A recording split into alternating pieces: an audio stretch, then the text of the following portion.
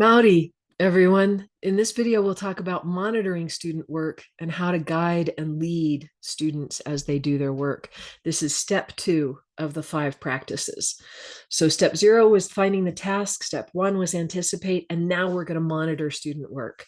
So we've come to the class, we've given them the problem. And now what are we going to do while they're working on their problem? So I'm going to go around the class keeping my learning goals in mind. So I'm not just going to be, oh, what are you doing? That's interesting. Let's talk about that. No, I want them to be making formulas that are built to describe the physical situation of the problem that I'm doing. This is my learning goal. I want to make them to make connections between the algebraic expressions and the visual patterns. Number 2 is probably my biggest goal. So I'm going to be asking them questions about how did you see that in the picture? Where are you finding that in the picture? How does your formula relate to the picture? And then I want the students to explain what they're thinking, and that's when they're demonstrating learning, and that's when they're learning. So I'm going to be asking lots of questions of my students as I go around monitoring my students. This is not the stay back on task, what are you doing? This is how are you learning and how can I help you along with that learning? So, and I have a plan. If a student seems stuck or off track and they just want the formula and they can't figure it out, okay, I'm going to say, let's try to just see how the pattern is growing. Can you tell me what you are seeing? So I'm encouraging them to get back to the question. And if a student isn't engaging, tell me what you see in the pattern. What do you think the next one will look like? And stay there and engage and encourage them to get started.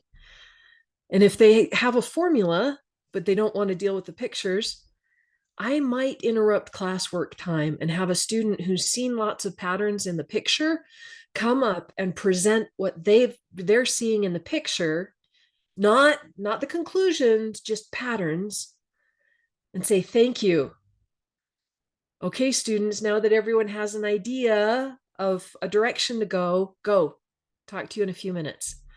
So sometimes if students are having trouble getting started, and I've got one student who's off to a good start, I'll ask them to come up, present the patterns they are seeing in their words, let students ask questions, and then let the class go again to try and keep them in the right direction.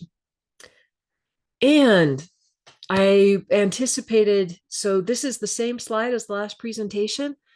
If this student in the top left that I discussed who just saw the pattern of multiplying by 7 and nothing about the visual pattern, then I will ask them, what do you think the figures will look like for 4 and 5? Not just how many happy faces. What do you think they'll look like?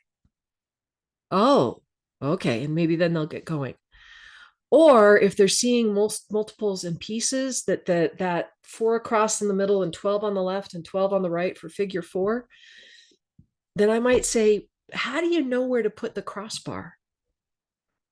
Where do you know to put that crossbar on the H or the rugby goalpost? How do you know how high to put that? Oh, now I need to look for another pattern. Yes.